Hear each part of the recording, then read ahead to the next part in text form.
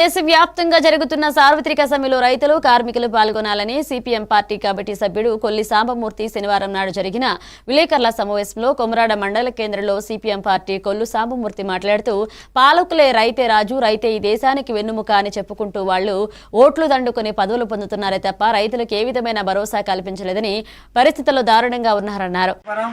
మన్యం జిల్లా కొమరాడ మండల కేంద్రంలో ఈరోజు రైతులందరితో కలిసి ఈ నెల 9వ తేదీన దేశవ్యాప్తంగా సార్వత్రిక సమ్మె ఉంది. ఆ సమ్మెలో రైతులు కూడా పాల్గొనాలని చెప్పి కోరుతూ ఈరోజు ఇక్కడ పత్రికా విలేకరుల సమావేశం ఏర్పాటు చేయడం జరిగింది.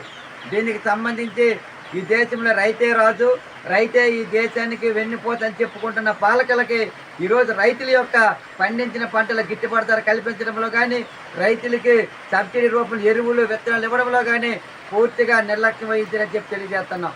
కాబట్టి ఇలాంటి సందర్భంలో ఈరోజు పంజాబీ రాష్ట్రంలో ఢిల్లీ సరిహద్దులో సుమారు 1200 రోజులు ఈరోజు రైతులు గిట్టుబాటు ధర కల్పించాలి, పండించిన పంటలకి అన్ని విధాలుగా ఆదుకోవాలని చెప్పి అనేక తల్లికి ఎండకి వానికి అనేక విధాలుగా 1200 రోజులు ధర్నాలు చేసిన పరిస్థితి ఉంది.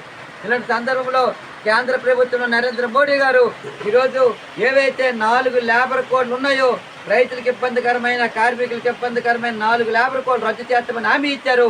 ఆ హామీ మేరకు నేటికి ఒకటి కూడా రద్దు చేయని పరిస్థితి ఉంది.